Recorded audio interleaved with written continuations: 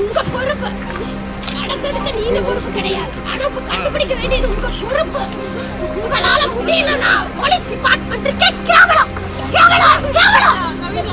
கொஞ்ச நாளைக்கு அப்புறம் தமிழ்நாட்டில் எந்த ஒரு படுகொலையும் நடக்காமல் கொஞ்ச நாளைக்கு இருந்தது. மறுபடியும் திருப்பூரில் 3 பேர் படுகொலை செய்யப்பட்டிருக்கிறது.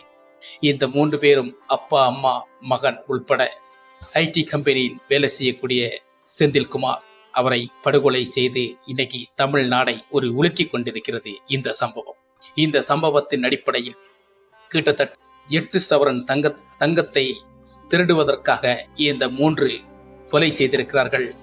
இந்த 3 வரை கொல்லப்பட்டிருக்கிறது. இதில் சூழ்ச்சிகரமான பல சம்பவங்கள் இருக்கிறது. இந்த விஷயத்தில் பார்க்கும்போது தமிழ்நாடு இன்னைக்கு பல விஷயங்களில் கேள்விக்குறியான ஒரு சம்பவத்தை சந்தித்திருக்கிறது.